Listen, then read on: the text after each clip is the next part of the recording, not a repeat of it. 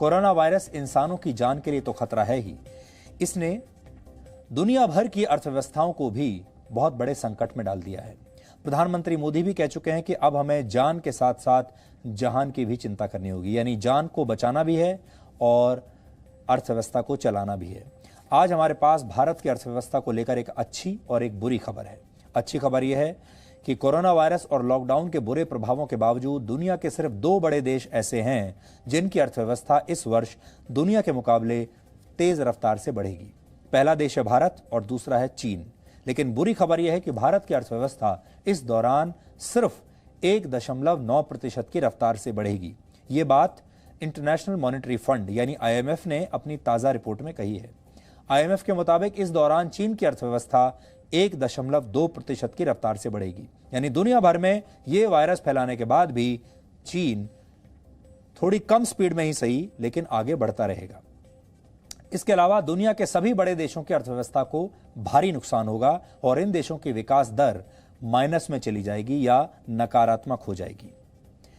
इससे पहले इस वर्ष भारत की विकास दर करीब 3.5% रहने का अनुमान था, लेकिन अब 1991 के उदारीकरण के बाद से शायद पहली बार भारत इतनी कम रफ्तार से आगे बढ़ेगा। 1991 में भारत की विकास दर 1.06% थी। आज भारत की GDP करीब 200 लाख करोड़ रुपए की है, जबकि 1990-91 के दौरान यह सिर्फ 58,62,000 करोड़ रुपए की थी।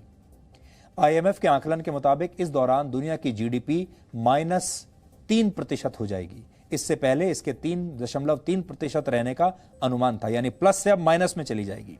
दुनिया की GDP को सीधे सीधे करीब 6.3% का नुकसान होगा। इससे दुनिया को करीब 390 लाख करोड़ रुपए का नुकसान होगा। इसके अलावा अमेरिका की GDP -5.9%, जापान की GDP -5.2%, ब्रिटेन की -6.5%, जर्मनी की -7%, फ्रांस की -7.2%, इटली की -9.1%, स्पेन की GDP -8% के विकास दर से ये कह लीजिए कि नीचे जाएगी।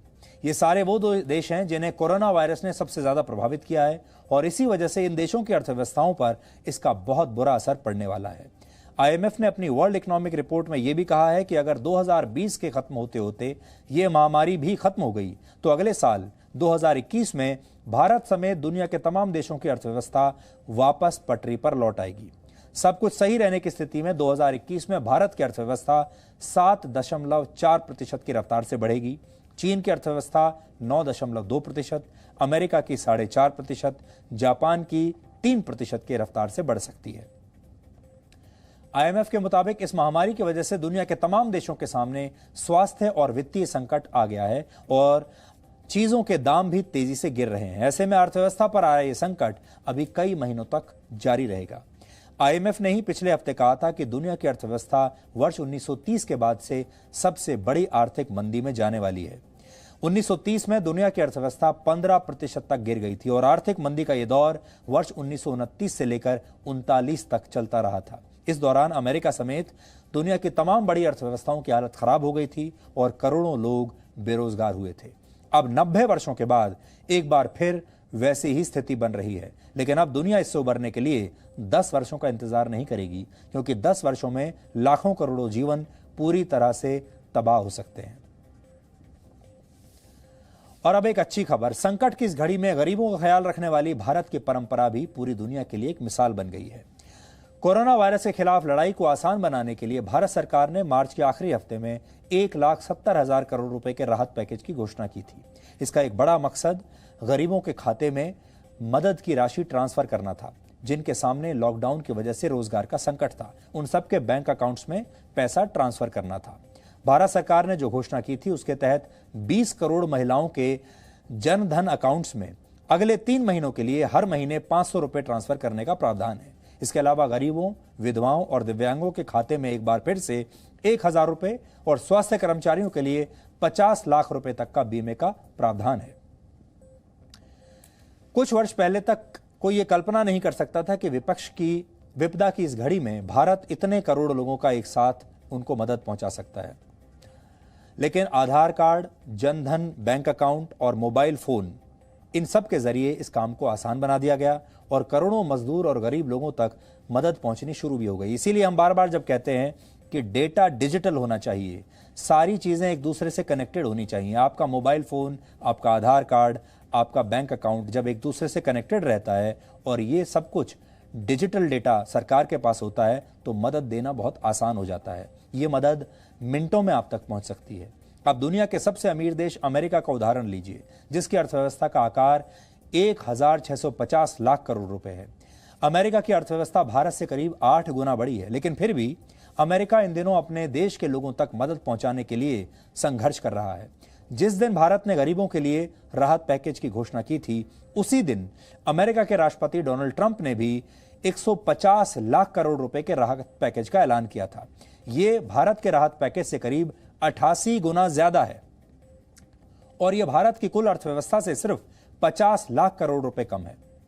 आपको जानकर हैरानी होगी कि अमेरिका में पिछले कुछ दिनों में करीब 60 लाख लोग बेरोजगार हो चुके हैं और अब अमेरिका जैसे शक्तिशाली देश को भी भारत जैसे देश की तर्ज पर अपने नागरिकों की मदद करनी पड़ रही है।